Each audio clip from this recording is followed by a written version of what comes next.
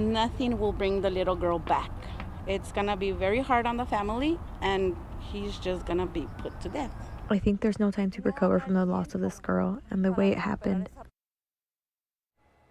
Well, almost 22 years to the day the man who killed a 5-year-old girl in El Paso after luring her out of a Walmart in El Paso's Lower Valley will be put to death.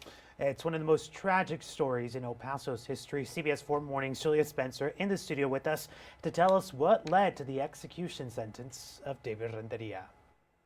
The video you see right here shows the moments David Renteria left a Lower Valley Walmart with Alexandra Flores.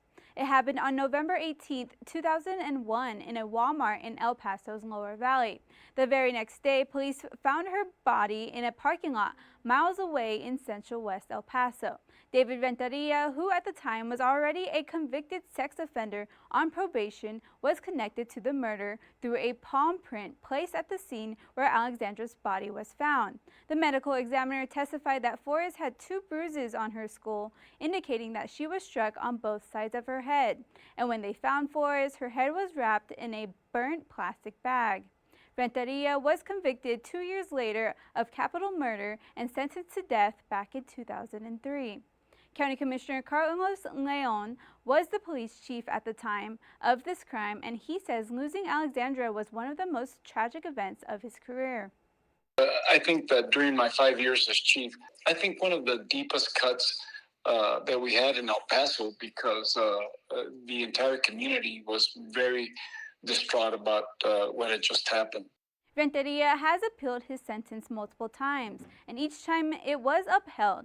His execution was scheduled earlier this year, but was then withdrawn because his lawyers filed several motions, including to have the date moved. However, El Paso District Attorney Bill Hicks went through the Court of Appeals to contest the decision and reinstate the execution date.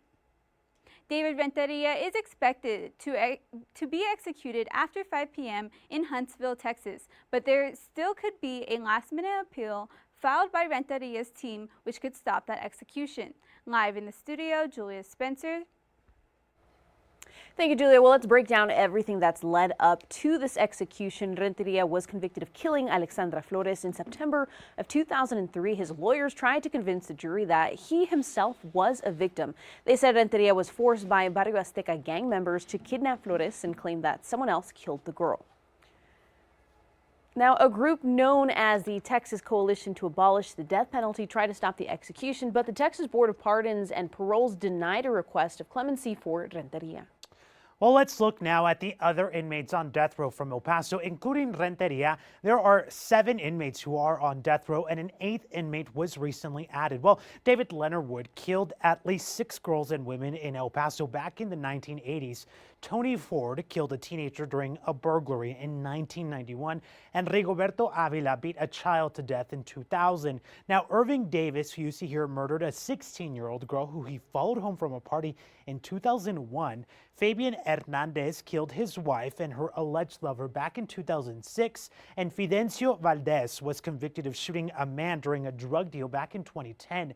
Facundo Chavez is the latest El Paso and headed to death row. He was sentenced to death back in August, but his case is being appealed. He was convicted of killing El Paso Sheriff's Deputy Peter Herrera during a traffic stop in 2019. Well, the most recent inmate put to death in Texas was Brent Ray Brewer. He received a lethal injection last Thursday for killing a man during a robbery in 1990. Now, Brewer said his death sentence was based on false and unscientific testimony, and the prosecutors relied on a discredited expert during his 2009 resentencing trial. The Supreme Court declined to step in over those claims, and he was denied clemency. Well, the death penalty has been utilized in Texas since the 1800s, when the means of execution was hanging. The electric chair was used from 1924 to 1964, and executions were halted briefly in 1972 when the death penalty was declared cruel and unusual punishment by the Supreme Court. A change to the Texas Penal Code in 1973 made it legal again, and the way executions were conducted was changed to lethal injection in 1977.